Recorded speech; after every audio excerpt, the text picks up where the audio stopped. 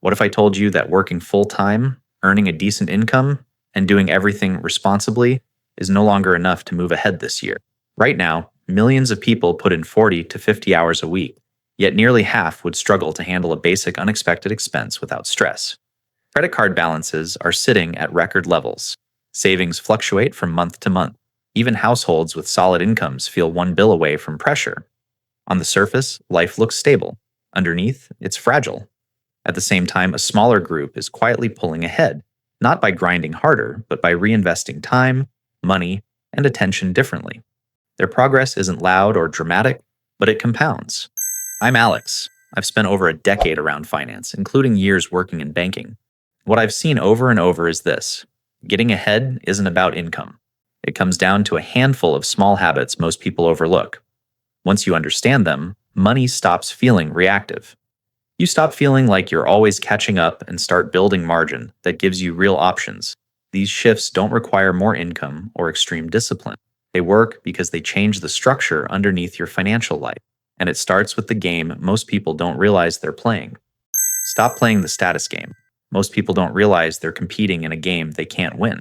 The status game is built on visibility: new cars, bigger homes, branded clothes, upgraded lifestyles. And the rules are brutal. Your win only counts if someone else has less. The moment everyone catches up, the ladder resets and the pressure returns. You see it every day. A $900 monthly car payment becomes normal because neighbors drive something newer. A house stretches past comfort because the zip code signals success. Credit card balances rise quietly, even while incomes look solid on paper. This is how people earning six figures still feel broke, because status expenses grow faster than stability. The problem isn't taste, it's comparison. Social media turns highlights into benchmarks, and suddenly, normal financial decisions feel like falling behind. Meanwhile, the cost of holding appearances keeps compounding in the wrong direction. Higher fixed bills, less flexibility, more anxiety. The wealth game works differently.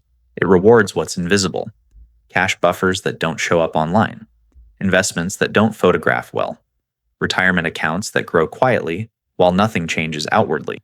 These choices don't boost status, but they reduce stress. And that reduction creates something most people never buy: options. Here's the shift that puts you ahead. When you stop asking, "How does this look?" and start asking, "What does this lock me into?"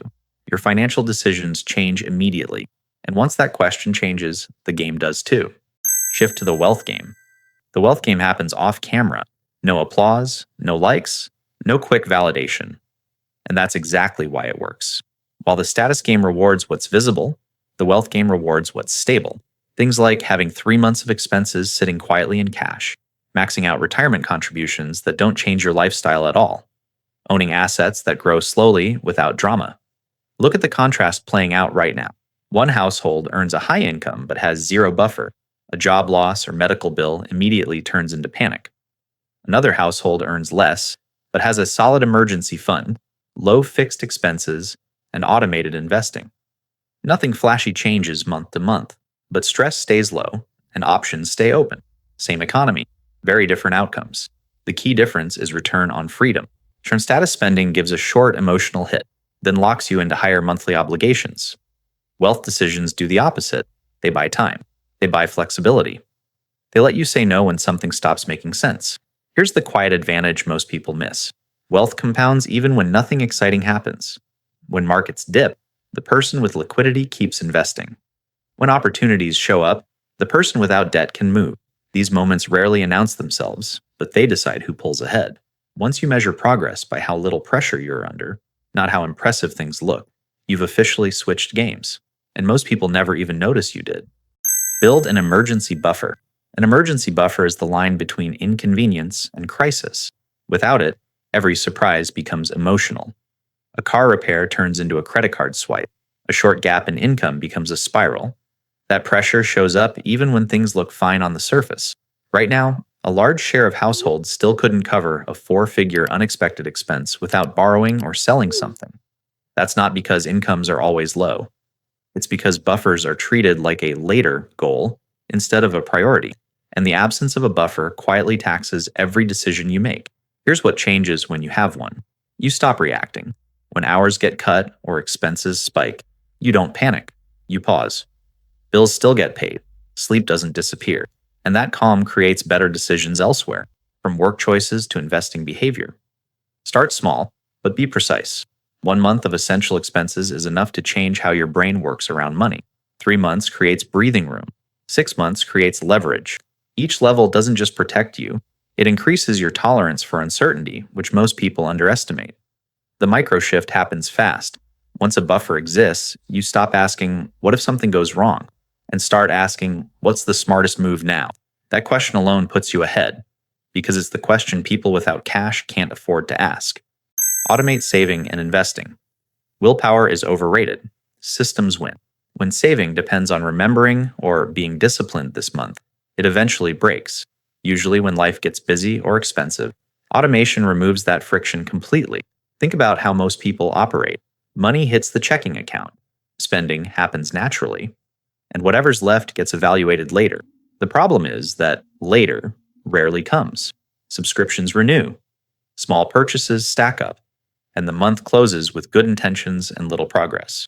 Automation flips that order. A fixed amount moves into savings or investments the moment income arrives, not after rent, not after dining out. First, the result isn't just higher savings, it's quieter decision making. You adapt your spending to what remains instead of constantly debating what to move over. This matters more now than it used to. With inflation still uneven and everyday costs unpredictable, removing manual decisions reduces stress. Automatic investing also smooths out timing. You buy in good months and bad months without trying to guess the market, which most people get wrong anyway. Here's the hidden advantage. Automated systems protect you from emotional spending spikes, stress weeks, celebratory weekends, or I deserve this moments. Over time, those avoided leaks matter more than chasing perfect returns. Once saving happens without effort, progress becomes boring. And boring in money usually means it's working. Think in decades, not days. Short-term thinking is expensive. When progress is measured week to week, money always feels disappointing. A single month looks flat. A bad expense feels like failure. And that frustration pushes people to quit strategies that were actually working. Long-term thinking changes the scoreboard. Retirement accounts don't impress in year 2, but over 15 or 20 years, they quietly separate outcomes. The same goes for consistent investing, skill building, or even keeping fixed expenses low. None of it looks dramatic early on. That's the trap. Most people abandon plans because they expect visible results too soon. They compare 5 months of effort to someone else's 10 years of momentum and assume they're behind. In reality, they're just early.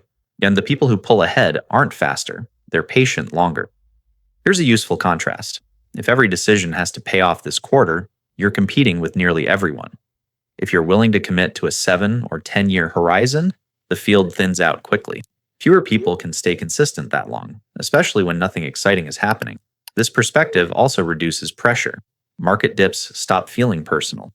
Slow months stop triggering panic. You start asking better questions, like whether today's choice helps future flexibility rather than today's mood.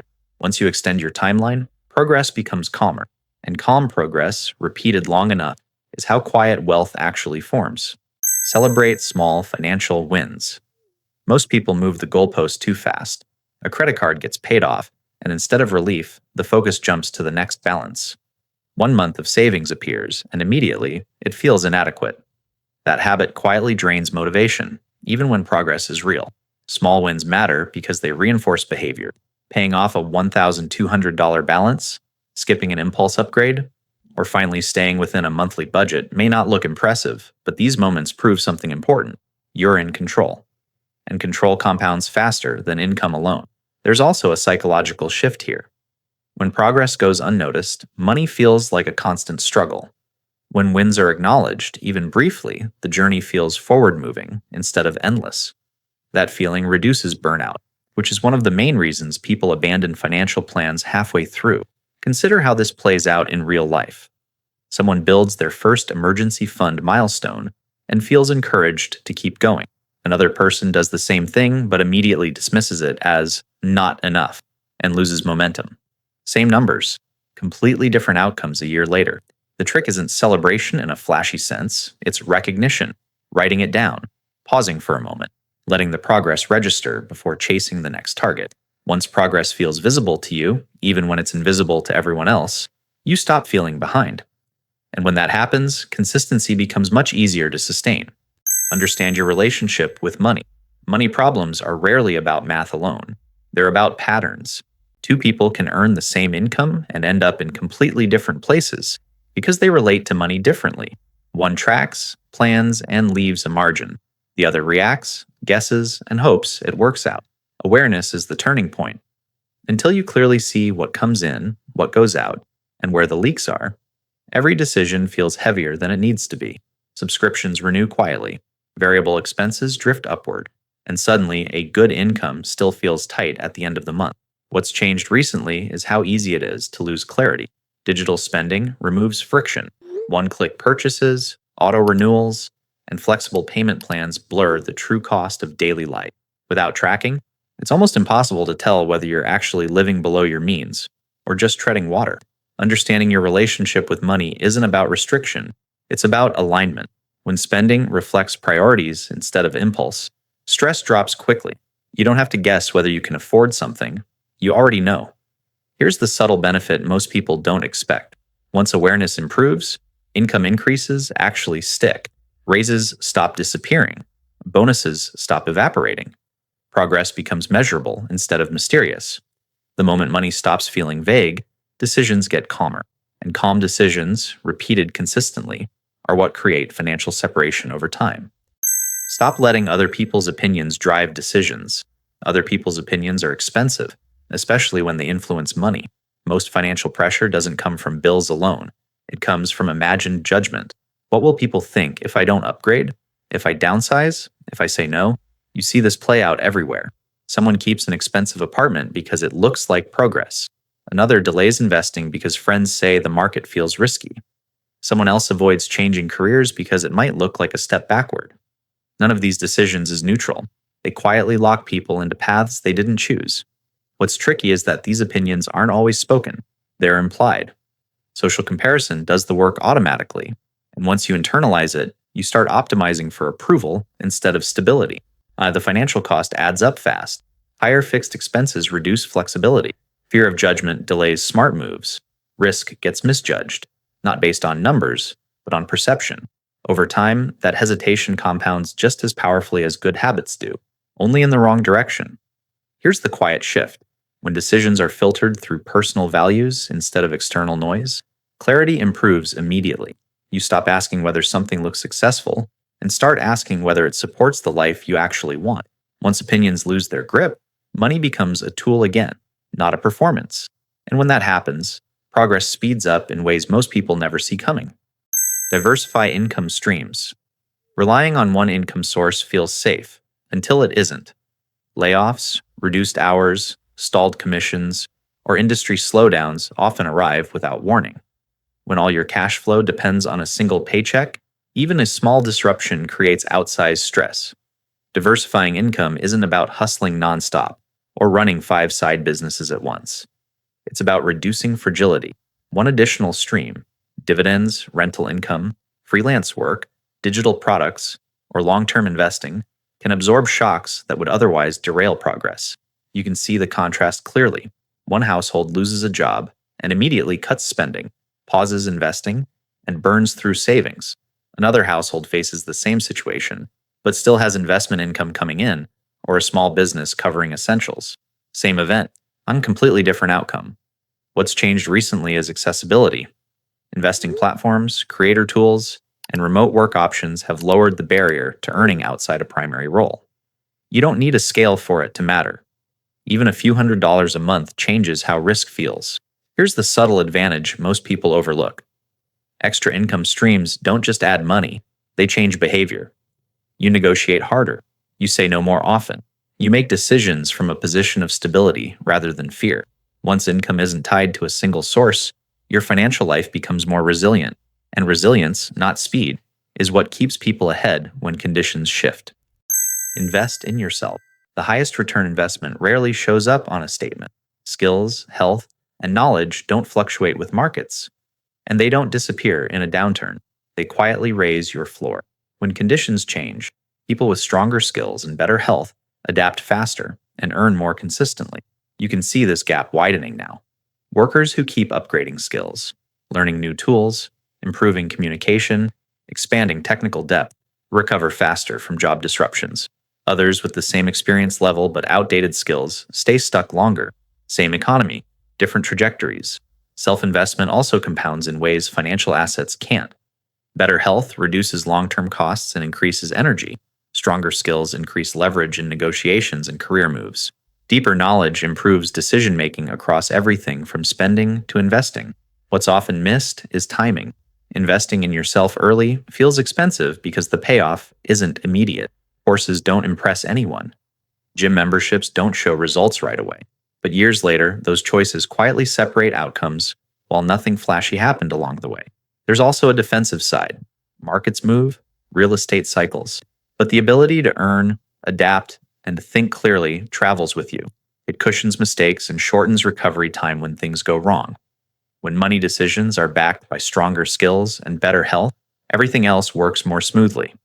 And that advantage keeps compounding long after trends change. Key takeaways. Getting financially ahead isn't about intensity or intelligence, it's about positioning. The people who quietly pull away don't chase visible wins. They reduce pressure first. They build buffers, automate decisions, stretch their timelines, and protect their ability to adapt. What ties everything together is this shift, moving from reacting to structuring. When money decisions are driven by systems instead of moods, by values instead of opinions, and by decades instead of months, progress becomes calmer and more predictable. That calm isn't passive, it's powerful. It allows better choices when conditions change, which they always do. Notice the pattern.